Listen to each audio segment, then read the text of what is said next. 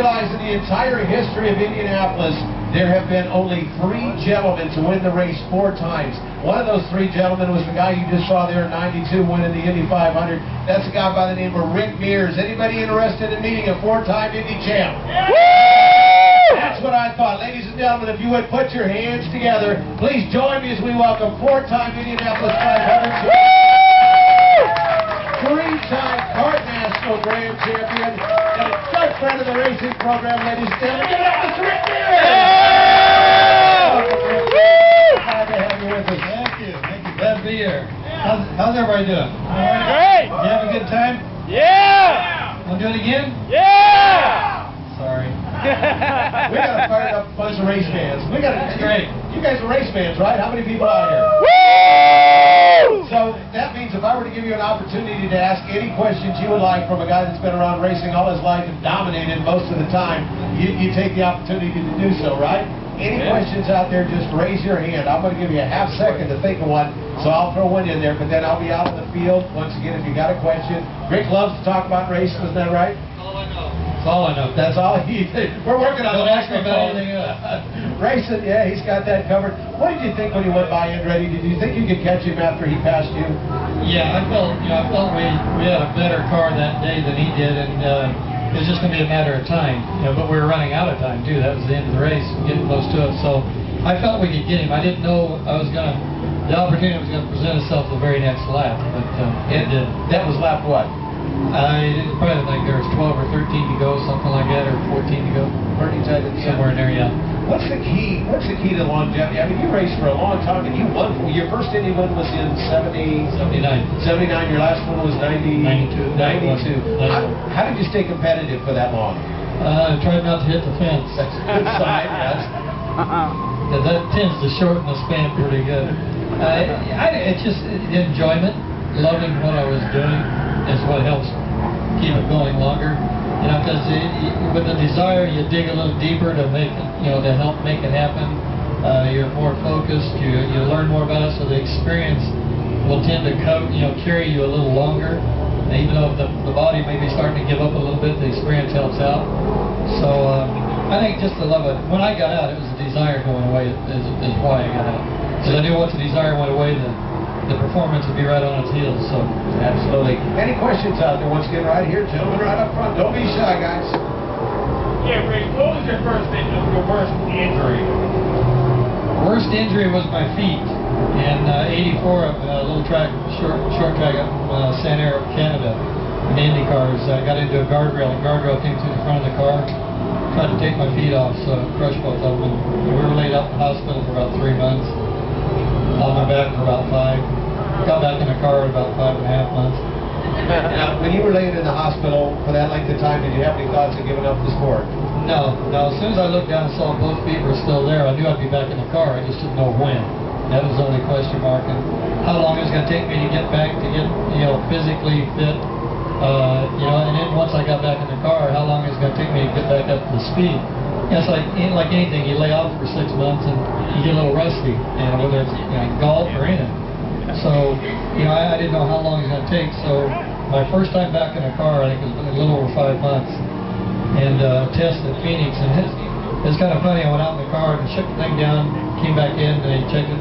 I couldn't walk yet. I was hobbling around on crutches or being pushed around in a wheelchair. We made up some special shoes to kind of protect my feet a little bit. And they picked me up and set me down in the car. And I went out and shook it down, came back in, they checked everything out. I went back out and started getting up to speed. And I came in after the first run, and they all leaned in the car and said, "Well, how was it?" And I said, "Well, it's pushing a little bit down in 1 and 2, and a little on the neutral side coming through 3 and 4." And they started dying laughing. No, not the car. How were your feet? They want to know how everything. I was already into the car. I mean, that's the best therapy I'd had, get my mind off my feet and into the car. And by the end of the day, we were quicker than our teammate Sullivan, so I felt pretty good. That was good for about 6 months therapy. I absolutely believe that. Any questions out there? Right up front. Go ahead. What's your most memorable moment? The one you saw on the screen. That's the one. That was the fourth one. I never dreamed of going to Indy. That was way out of my league. And then I was just racing for fun and having a good time, and and it snowballed to its own course. So never dreamed of going to Indy, let alone winning it. And then to win it 4 times, you know, each time, I won it the first time, then I got to looking around, thought, well, not a lot of people have ever won this thing, so the odds of winning it twice are slim. Won it a second time, look around, and very few guys have won it 3 times, so, you know, what are the odds of that? And then the same way with the fourth, so that was the most memorable. There's the 2 other guys that have won it 4 times are A.J. Foyt and Al Unser. pretty serious company you got there. Now, do you guys chat? I mean, the racers of your time, you know, the guys you were running with, you had a tight crew together for a long time, right? Yeah, no, we all got along very well, and you know, it's you couldn't afford in those cars, and especially back then, you know, the cars are much safer today, and you know, the kids today, they bang them off the fence and say, "Where's the backup car?" You know, we used to, you know, if you banged it off the fence, you wanted the backup driver to drive the car. So, you know, back then, you really, if you had a problem with another driver, you'd get it ironed out before you got back on the track again. So you might go behind the barn and beat the crap out of each other, but not on the Whatever racetrack. it took. Whatever it took. Questions out there. Your young lady to the left. When did you first realize that racing was for you? Well, as soon as I started racing, period, on motorcycles, I loved doing it. Now, I didn't realize for a long time that I was going to do it for a living. It was just a hobby. We'd work during the week, make the meets, go play on the weekend, and, you know, I ran the motorcycles for a few years, and I got into off-road cars, and again, it was a hobby. And I never really realized I was going to make a living at it until I started driving Indy cars.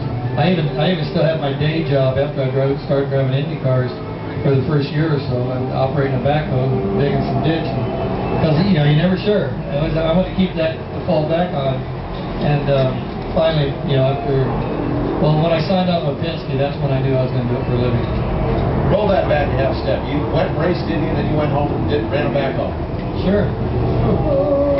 Not Well, no, wait changed everything. a minute. I changed jobs. I went back and sold cars at that Oh point. no, everybody's got to do that sometime, right? Everybody's got to do Well, one. what had happened, I got to Indy the first year to try to run, and in '77, and I was with the first team I drove for, and they had like 4-year-old cars, you know, and we got to Indy and didn't make the show. Well, the company I was working for, operating back at the time in California, when I told him I needed a month off to go to Indy, he said, "Fine, you can have the month off, but we're selling the company, so you're going to have a job when you come back." So went to Indianapolis and then didn't make the show, didn't have a job, didn't have any money. So Rick Gallas, which I'd met through off-road racing, he became a car owner after a while. And he and Bobby Unser were friends, and they'd gone together and bought a dealership in Phoenix, Arizona, in Glendale. And so Gallas had heard of my predicament, so he said, "You want to make your home base Phoenix?" I said, "Whatever." He said, "Come out to the dealership, you can go to work in the service department or selling cars or whatever." So I went out there. It was an open-air service department. I walked out, it was a 115-degree day, so I said, "Rick, I think I'll try my hand at sales." I saw we had a question over here, gentlemen. Go ahead, sir.